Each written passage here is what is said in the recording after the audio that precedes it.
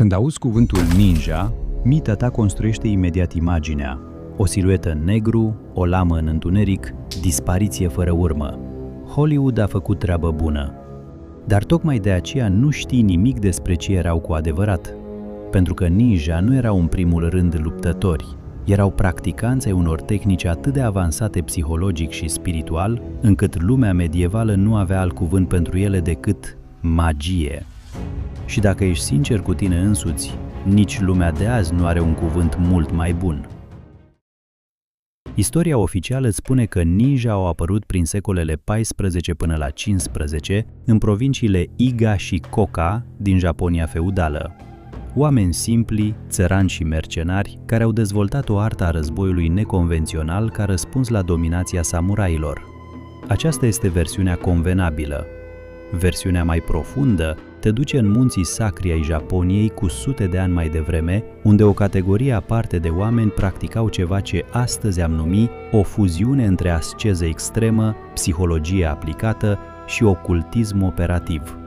Se numeau Yamabushi, literalmente cei care dorm în munți, și practicau Shugendo, calea dobândirii puterilor prin austeritate. Nu erau călugări în sensul clasic, nu stăteau în temple, se izolau în locuri considerate rezidențe ale spiritelor, practicau ritualuri de foc, post extrem, expunere la frig și privare de somn, nu din motive mistice vagi, ci cu un scop precis, reprogramarea minții până la limita la care frica, durerea și instinctul de supraviețuire nu mai aveau putere asupra lor.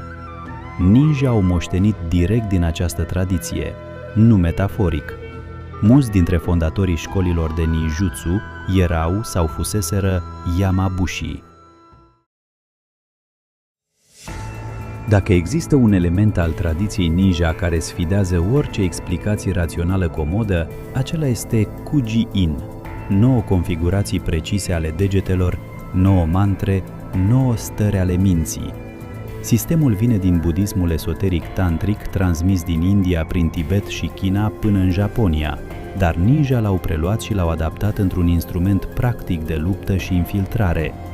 Fiecare sigiliu corespunde unui principiu: Rin, forța; Kyo, direcția energiei; Toh, armonia cu mediul; Sha, vindecarea; Kai, intuiția pericolului; Jin, citirea intenției umane; Retsu, controlul spațiului și timpului subiectiv; Zai, stăpânirea elementelor; Zen, iluminarea completă, starea în care ești simultan prezent și invizibil psihologic. Sună a ritual, sună a superstiție, dar privește mai atent. Rin, forța, în practică înseamnă activarea deliberată a sistemului nervos simpatic, acea stare de claritate și putere pe care sportivii de elită o numesc flow. Kai, intuiția pericolului, este ceea ce neuroștiința modernă numește procesare senzorială subconștientă, capacitatea de a detecta microschimbări în comportamentul uman înainte ca mintea conștientă să le înregistreze. Jin, citirea intenției, este empatie tactică aplicată, ceva ce serviciile de informații moderne antrenează activ. Ninja nu aveau terminologia, dar aveau tehnica, și tehnica funcționa. Forțele speciale moderne, Navy SEALs, SAS britanic, unități de elită israeliene, investesc resurse masive în antrenamentul psihologic, controlul fricii, funcționarea în privare de somn, luarea deciziilor sub stres maxim, camuflaj comportamental. Ninja avea un curriculum complet pentru toate acestea, îl numeau Ninpo. Prima componentă era Taijutsu, nu simplu combat corporal, ci mișcare care integrează respirația, geometria spațiului și anticiparea. Antrenamentul includea căderi, rulări și deplasări în întuneric complet, până când corpul naviga independent de vedere, nu pentru că era cool, ci pentru că misiunile se desfășurau noaptea și panica în întuneric ucide. A doua componentă, mai puțin documentată, era Saiminjutsu, arta influențării minții altora. Istoria oficială o tratează cu stânjeneală, unii istorici o ignoră complet, dar sursele primare sunt clare. ninja studiau tehnici de manipulare a percepției, inducerea confuziei, utilizarea sugestiei verbale și non-verbale pentru a dezorienta sau paraliza un adversar fără contact fizic. Înainte să rizi, ține minte că hipnoza clinică este azi disciplină medicală recunoscută, că influențarea comportamentului prin semnale subliminale este industrie de miliarde, că SERE, programul militar american de rezistență la interogatoriu, antrenează exact apărarea împotriva tehnicilor pe care ninja le practicau ofensiv. A treia componentă era gestionarea identității. Un ninja bun nu arăta niciodată ca un ninja. Studiau 7 categorii de deghizare, Shichihode, de la călugăr la comerciant ambulant, fiecare cu psihologia, gesturile și vocabularul specific. Nu era costumare, era impostură completă la nivel neurologic, ceea ce psihologia modernă numește adoptarea unei identități alternative funcționale. Hai să punem cărțile pe masă. Kuji-in funcționează ca sistem de ancorare neurolingvistică. Asocierea repetată a unui gest precis cu o stare mentală specifică creează un trigger care poate activa starea respectivă în câteva secunde.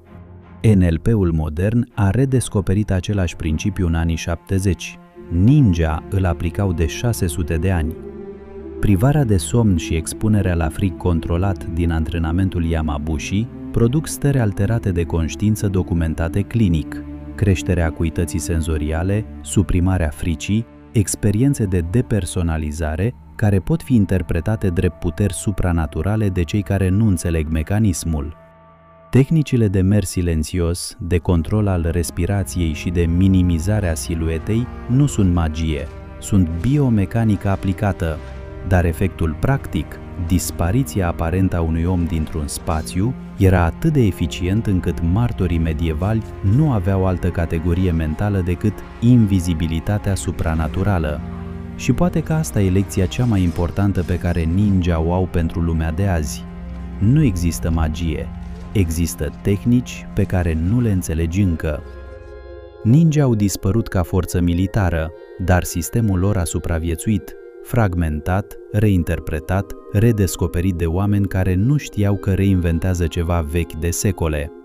Fiecare antrenor de performanță care îți vorbește despre starea de flow aplică RIN fără să știe. Fiecare agent sub acoperire care adoptă o identitate completă face Shichihode. Fiecare specialist în negociere care citește microexpresii practică Jin. Ninja nu au murit, s-au infiltrat, exact cum îi știm.